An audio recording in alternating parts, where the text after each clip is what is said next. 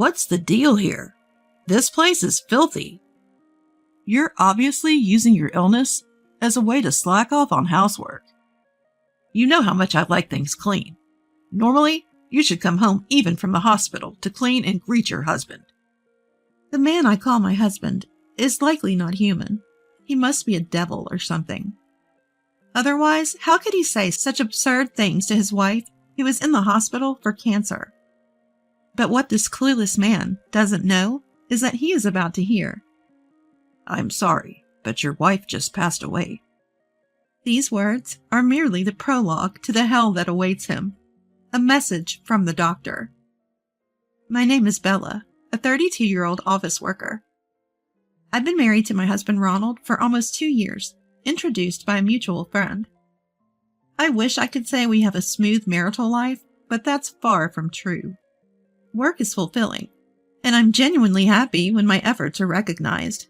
The job is going well, but these issues within the household?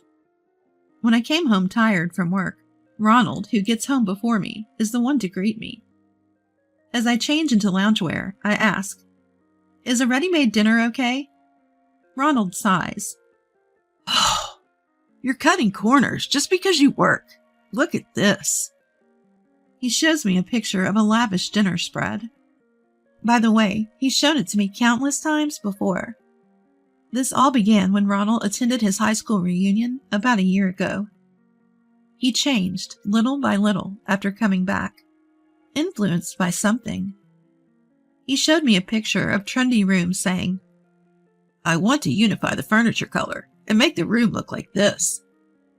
Apparently, he went to a friend's lavish high-rise apartment after the reunion and started envying his friend's lifeless, chic room. However, that friend is a young and successful businessman. We don't make enough to maintain a lifestyle on par with his. Next, he suggests moving to an apartment that would cost 3 times our current rent. So, how are we going to pay for that? Ronald replies to my incredulous face, "You're good at budgeting, Bella. We're both working, so we'll figure it out, right?" I finally lost it with my husband, who just chuckled dismissively. Listen, enough is enough. I don't know if you're aiming for a luxurious lifestyle or what, but have you ever heard of living within your means? You talk about managing the household budget, but what about the money for the beer you're drinking right now? From now on, pay for it from your own pocket money. I glared at him sternly. He seemed frightened and sad. Wow, calm down. I was just making a light comment. It's a buzzkill when you can't even take a joke. He muttered under his breath, but I knew he was absolutely serious. Our fights increased, and I started experiencing stomach pain more frequently. At first, I thought it was just stress, but then something alarming happened to my body. Unexplained bleeding that wouldn't stop. I went to a nearby hospital and was diagnosed with uterine cancer. I shivered involuntarily, even though it wasn't cold. The doctor then asked me, "Do you plan on having children in the future?" I was in such a bad condition that preserving my uterus was unlikely. Removal was the best option. I'll discuss it with my husband. I couldn't stop the tears as I drove home. Losing my uterus meant I could never have children again. How will Ronald react? He loves kids. What if he leaves me? When I got home, my husband and I had a long, heartfelt discussion about the diagnosis, treatment, and how he felt about it all. He was deeply shocked, but we made a decision. I took a leave of absence from work and began my treatment. Ultimately, we chose to proceed with a hysterectomy followed by chemotherapy. On the day of the surgery, my husband took time off work to accompany me to the hospital. Even though I wouldn't be home for a while, he seemed oddly cheerful, which struck me as strange. After enduring an 8-hour major surgery, I lost my uterus. The doctor explained that I was at the lowest stage of the disease. During my hospital stay, co-workers and friends came to visit. When a friend with a child came, my heart ached with guilt. Walt and Amelia, my father-in-law and mother-in-law, who lived nearby, also visited. Amelia followed her words of sympathy with, "We understand it's hard for you, Bella, but going forward, please manage the household and finances well." Walt immediately intervened. "Not now, Amelia. Bella, don't worry about it." I didn't understand their intentions at the time. As for my husband, Ronald, every time he came to visit, he was oddly upbeat. "You're going to be surprised when you get out, Bella. Just look forward to it." I had thought there might be a surprise waiting for me based on what my husband said. But honestly, I was just happy that he visited me in the hospital. After a while, I got a temporary discharge from the hospital. I was thrilled to return home after so long, but I realized I would have to be readmitted soon for chemotherapy. My husband picked me up and said, "Don't be shocked when you see the house, okay?" A feeling of unease washed over me. What? What is this? The moment I walked in, I was stunned. Our home had undergone a complete transformation. What used to be a light, airy space with white tones was now dark and chic, filled with black furniture. My favorite sofa, table, and even the rug were gone. In their place were pieces that catered entirely to my husband's taste. Even the appliances were new and black, as if coordinated to match everything else. When I froze in shock, my husband gleefully said, "Cool, right? I did this all by myself. Oh, we can exchange the wallpaper back when we leave, so that'll be an extra expense." I felt like collapsing. I suddenly remembered something and rushed to the bathroom. I rushed to our bedroom, only to find it completely altered too. "Where is my dresser?" Caught off guard, my husband stumbled for words. Sorry, I got carried away and, threw it away." I exploded in anger. "Threw it away? Are you kidding me? I've told you how important that dresser is to me, Ronald. Bring it back right now." Every shout intensified the pain from my surgeries. Ronald paused before blurting out, "Well, what's thrown away is thrown away. Deal with it. So annoying." Then he stormed out. Alone, in this unfamiliar space, I sank to the floor. I couldn't hold back the tears. That dresser was a cherished gift from my mom when I first moved out for my job. My parents divorced when I was in elementary school, and I'd lived with my mom ever since. She passed away in a car accident not long after I got married. That dresser was irreplaceable to me, and I had told Ronald many times. Whether he understood or simply forgot, the fact remained that I had lost something dear to me. Between my hospital stays, life became a living nightmare. I had been looking forward to coming home, but my husband continued to be in a bad mood. He barely spoke to me, and when he did, he'd say, "You're home all day. At least do some housework. Look at this dust. Are you really okay with this? It's embarrassing for a woman." "I can't. I'm in a recovery phase and need to rest," I responded. "How about you do some things for yourself for once? You only clean what's visible, Ronald. You could at least clean the drain or the toilet sometimes." From the next day, my husband started to be passive-aggressive. He would deliberately avoid washing my clothes. And when he bought food, he'd eat it in front of me, flaunting it. Tired of his childish behavior, I relied on friends for groceries. On the day of my readmission, my husband didn't accompany me. I went to the hospital alone. The chemotherapy was more grueling than I had imagined. The nausea was one thing, but seeing my carefully maintained hair fall out was deeply unsettling. And my husband? Shortly after my admission, he left for an extended business trip. I thought he might call to check on me, but he never did. One day, my mobile phone started ringing repeatedly. By this point, I had no energy to talk to my husband. Just as I was hesitating to pick up, he called the hospital. Switching the call to speaker, I heard him yell, "What the hell is this? The house is a mess. You're obviously just using your illness as an excuse to avoid housework. I like a clean house. You should be welcoming me home by cleaning." Even the nurse who handed me the phone looked distressed. To my surprise, it wasn't me who responded to my husband's ridiculous words. "Unfortunately, your wife has just..." "What?" "She just finished her discharge briefing and is about to handle some paperwork. Could you please not disrupt her with your nonsense?" My husband's flustered voice came through the phone. "If you'd been listening, who do you think you are? You could just clean yourself. I've been a doctor for many years, and I've never met someone as unreasonable as you. You're annoying." The attending doctor promptly hung up. The doctor quickly composed himself. "I apologize for my outburst. I have a daughter, and I got emotional." "Don't worry about it. Thank you, doctor.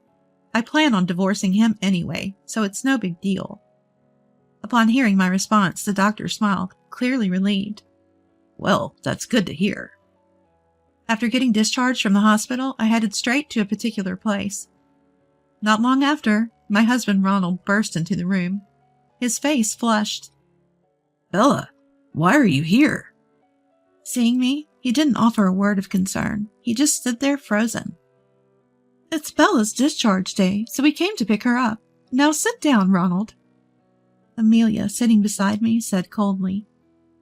It looked like Ronald was hiding something. He blinked rapidly, visibly shaken. "Don't you think you owe Bella and us an apology?" Amelia said, but Ronald remained silent. "Ronald, you asked us for financial help, claiming that Bella was overspending. Isn't that all a lie?" Walt's furious voice echoed throughout the room. Ronald had been lying, and it was a pretty nasty lie at that. During my second hospital stay, Walt and Amelia had told me something. "Bella, we know it's not the best time, but we're not exactly flush with cash either. We hope this will be the last time we have to lend you money," Amelia said with a concerned expression. What are you talking about?" We looked at each other and realized for the first time that Ronald had been lying outrageously. It turned out Ronald had been getting financial help from Walt and Amelia, claiming that my overspending was straining our budget. Feeling emboldened, he'd approached them for money several times. "If it's hard for you to say, I can talk to Bella about it," Amelia had offered, but Ronald had flatly refused. Naturally, his story was pure fabrication. Even Walt and Amelia had grown suspicious of Ronald, who kept asking for money while I was hospitalized. Then he apparently pleaded for help again, claiming my hospital bills were astronomical. Upon hearing this, I instantly knew where the money was going. I said to Walt and Amelia, "Once you step into our home, you'll quickly see what Ronald spent the money on." I handed them the house key. As expected, Walt and Amelia came back to the hospital room with astonished looks on their face. "What's up with that room? How much did it cost to change it like that?" I didn't hold back when I told them that Ronald had acted on his own without consulting me. I explained about the terrible treatment I received during my temporary discharge from the hospital, and said I had no intention of continuing our married life, and was planning to divorce him. The most frustrating part was that he threw away the dresser my mom had bought for me. I'm not coming back. Amelia grabbed my hand. Her eyes filled with tears. "The dresser? He threw away the dresser from your mom? Ronald will pay for this." Amelia became very emotional. In fact, Amelia and I had an awkward start. But during a visit to her family home, I had admired a beautiful chest. "It's lovely," I commented. Amelia beamed.